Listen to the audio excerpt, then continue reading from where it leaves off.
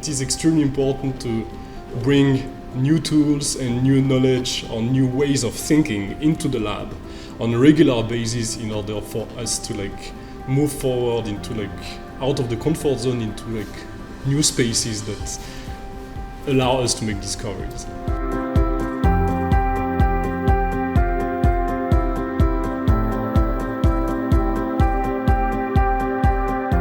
Welcome, Nicolas. It's a great pleasure to host you here in Milan Technopole. Thank you for being here and to answer to our curiosities.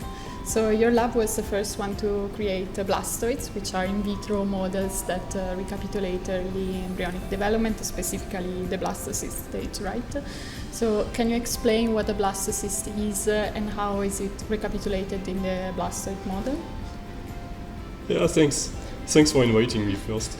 I'm very happy to be here. And so the blastocyst is the very early mammalian embryo during the first week.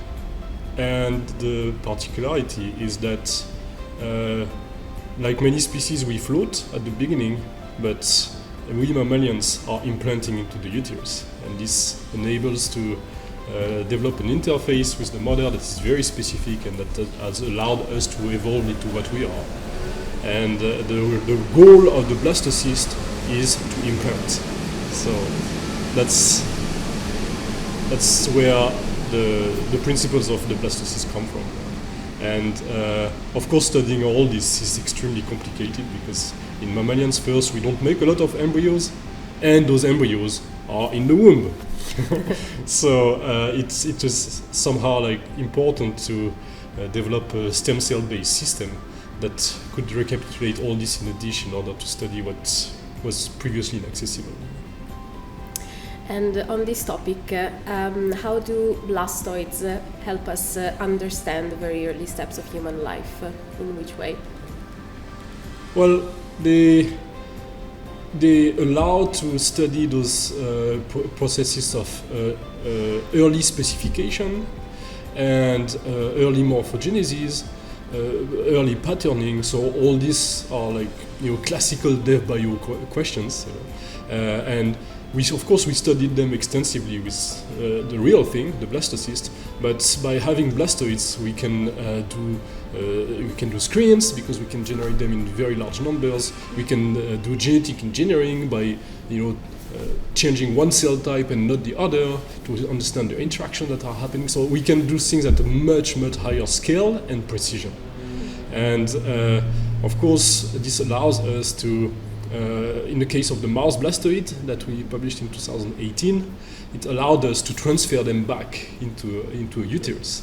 And of course, because it's complete and because it's pre-implantation stage, it is capable of implanting and eventually to develop into a full organism. Nobody has done it yet, and there's a lot of progress on that field. But and I think that this will allow to study all the subsequent stages. So, in the case of the human, of course, there are ethical limitations here, but we can combine them with endometrial organoids to mimic this process of implantation in addition. Cool. So we could describe embryonic development as a process of self-organization. It happened that you used the analogy to birds flocking. So how do you think blastoid can help us to understand how the cells self-organize in the embryo? Yeah. Well, so there are many different things to study in biology, and historically, in the last 75 years, there's been a lot of gene-centered research because we discovered the genes, the regulation, and of course, this was all very interesting. But there are also other ways by which our organisms are actually developing, and those other ways are actually not new. We know it for a long time. For example, Alan Turing, the famous mathematician, proposed some models for patterning of, for example, the skin of the cat. with the different colors. These are like not happening.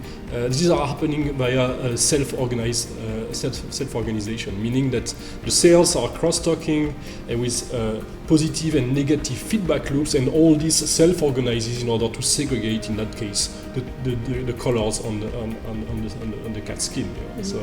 So like those type of principles have been historically understudied, and so there's a lot of interesting stuff that can be discovered based on those ideas that are actually quite old. Cool. I heard you also mentioned implantation, which is known to be one of the most fragile steps during pregnancy.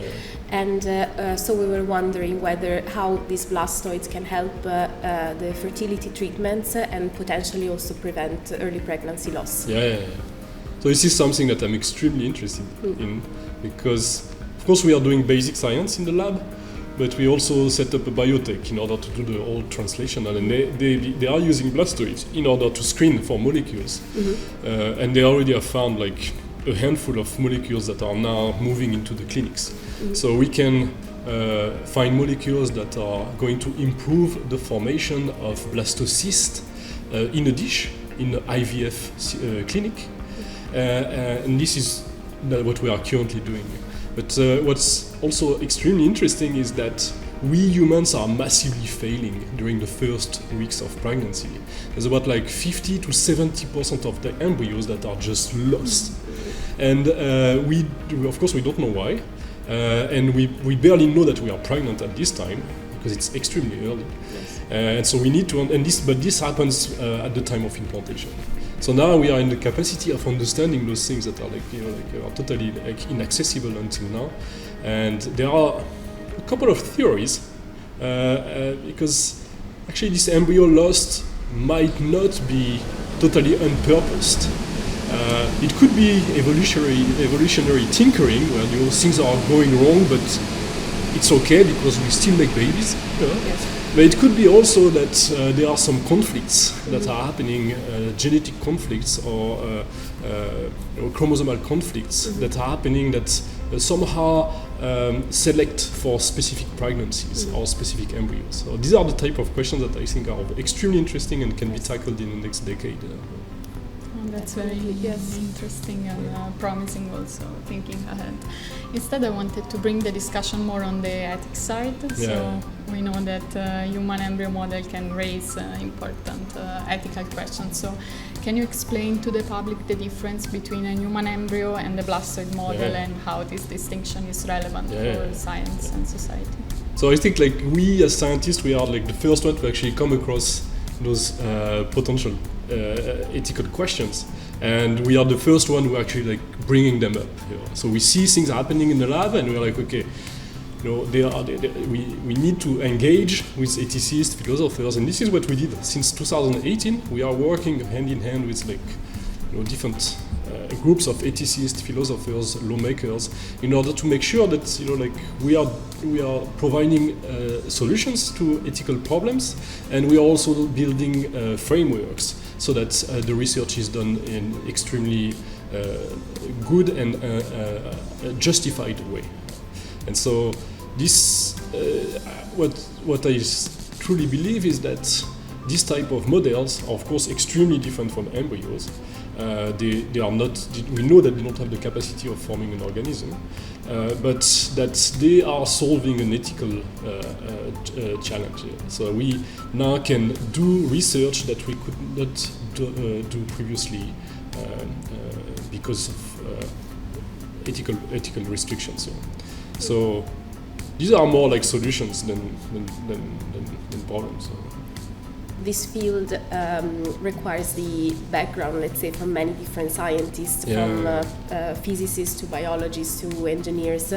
And so we're wondering how crucial it is, this interdisciplinary and international collaboration to bring up such a project and to understand the early stages of human development. Yeah, it's super interdisciplinary. I'm an engineer by training, and then did and every I mean, we are changing a lot, and we are integrating a lot of different things. Now we are working a lot on evolution and gene regulation. So like it's extremely important and interesting for as a scientist to actually like bring new type of knowledge into your research. Yes. So we are doing this on a regular basis, kind of like retooling the lab and also like allowing us to like think in different ways. And this is the way that you actually make discoveries, like by not staying in your comfort zone, but just like trying to bring new people with like very different ways of thinking. Yes. That's the very interesting part in fact. Having different points of views. Yes. I just agree. bringing people who are thinking differently. Yes. Well, Thanks. Thank you so much. We look forward to your seminar Thanks so much. this afternoon, and I hope you'll enjoy your stay here in HD. Yeah, sure.